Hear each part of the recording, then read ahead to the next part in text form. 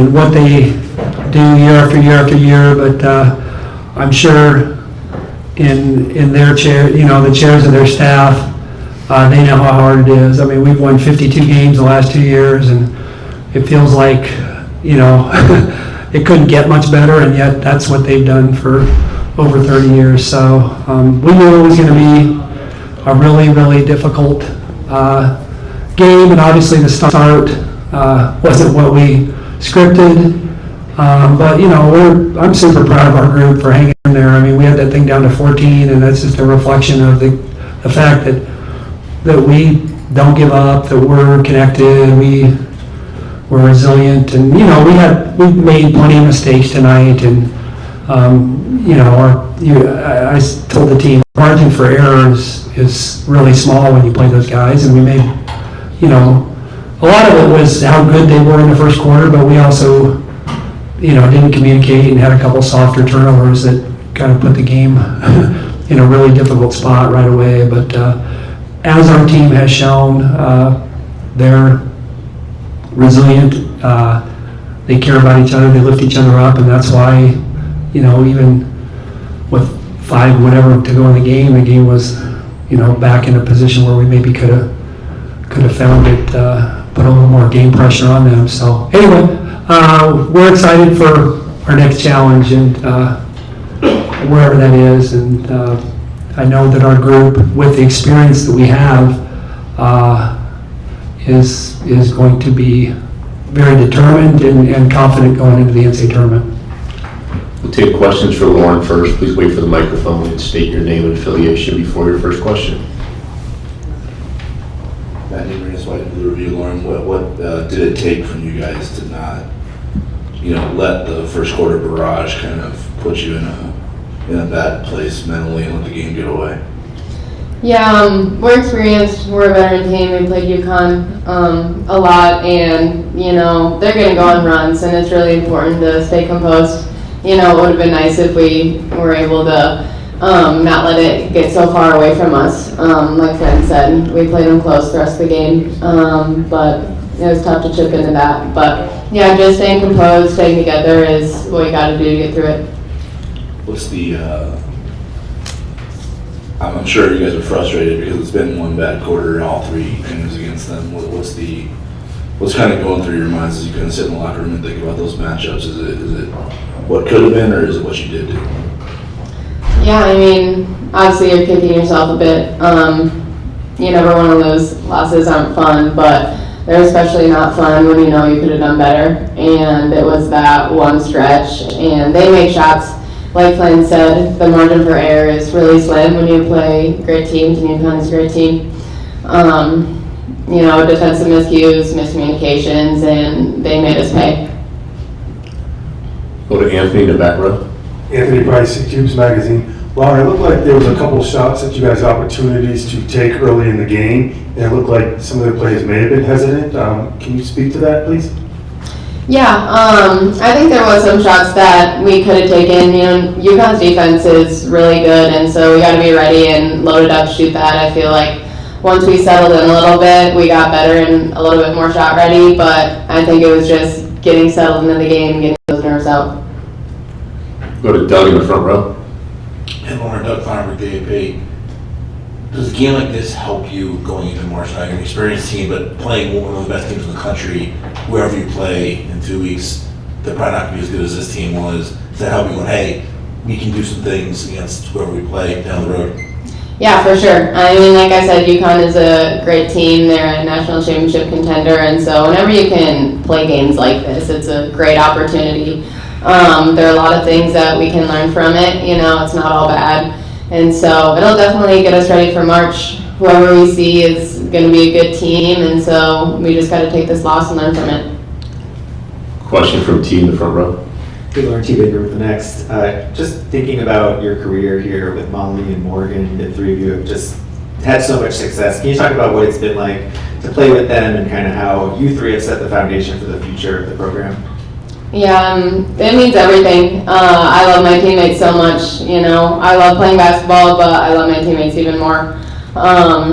they put in so much work, we've all put in so much work, and I know I wouldn't be the player person I am if it wasn't for them, and so I'm really grateful that I get to do what I get to do every single day the past 4 years with them by my side.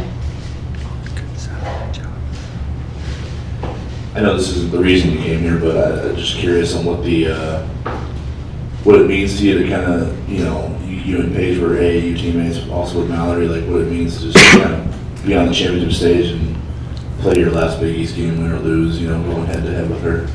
Yeah, it's really cool. There's been a lot of battles between Paige and I and my teammates from Minnesota. She's obviously a great player, and so anytime you get to go up against a great player, it's fun as a competitor. And so it's cool to see where we've been, and I can't wait to see where the rest of her career takes her.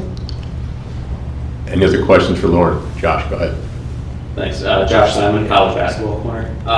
You talked about the opportunity and enjoying the moment. It really did seem, even when you guys get down early, like you enjoy competing tonight and fighting. Can you speak a little bit about, playing and what that means?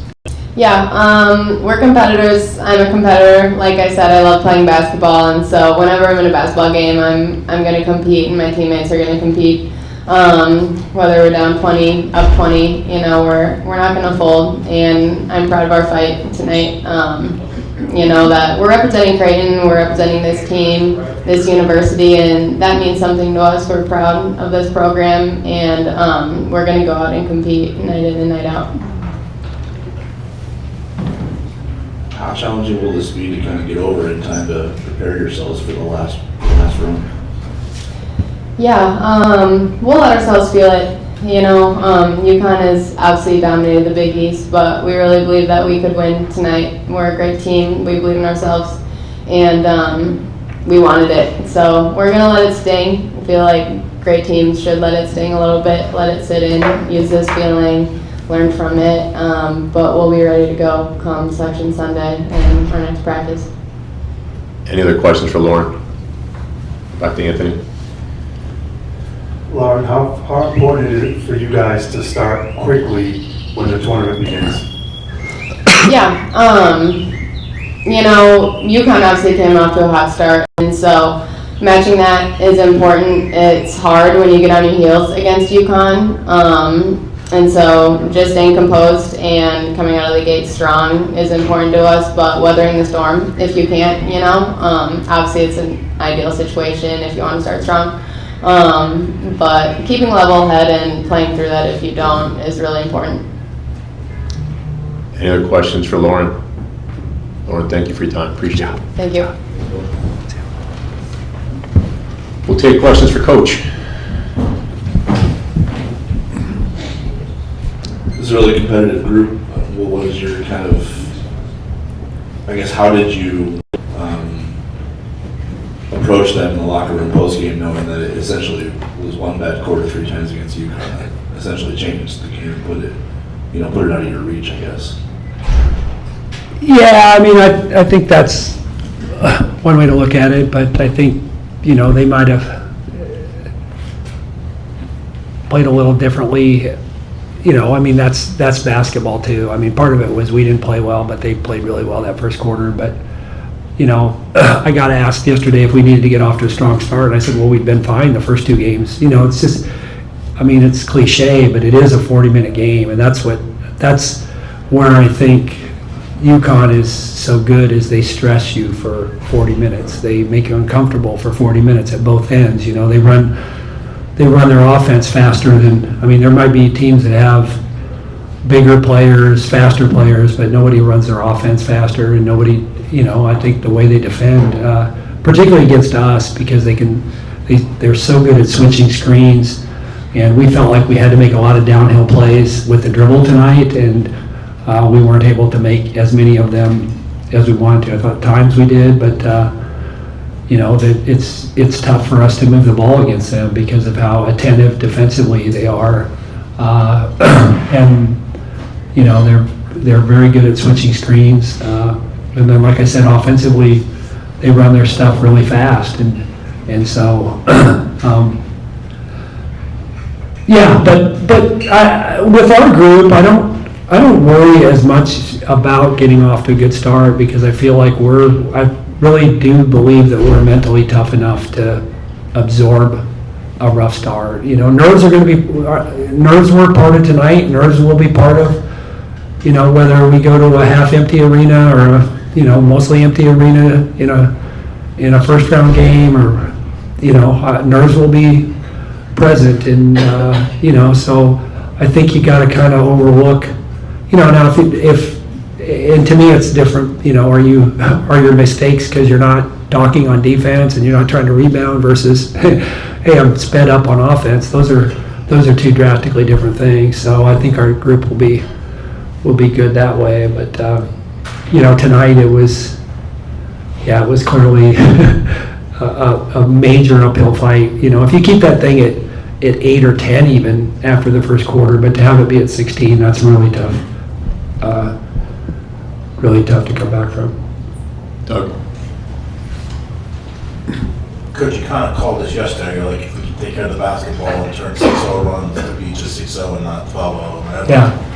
I think you had 7 turnovers in the first quarter, and you said some were a little on the softer side Yeah. as the fourth, and you cut it to 4, and then they went around to close the quarter. Just, did you kind of feel, okay, if we didn't do what we were hoping we would do, and then that was the main problem?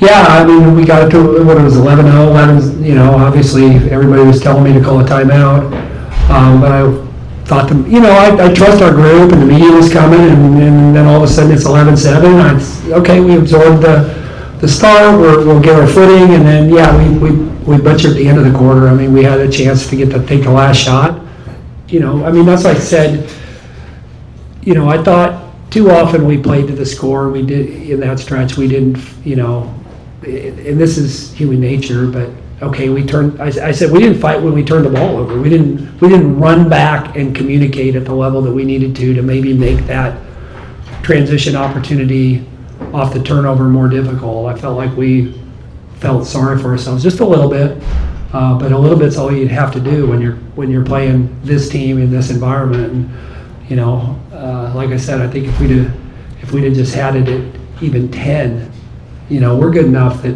And here's the other thing: is it's a third game in 3 days. So part of it is UConn played great the first quarter, but they missed many open shots over the next 3 quarters because it's the third game in 3 days and your legs aren't the same, and we did too. You know, I mean, so I don't want to say it was you know, but the third game in 3 days is never as pretty as a normal game just because of the fatigue factor. I mean, you also know each other really well, but I just think this is the only time you play 3 games in 3 days unless you go to an MTE at Thanksgiving.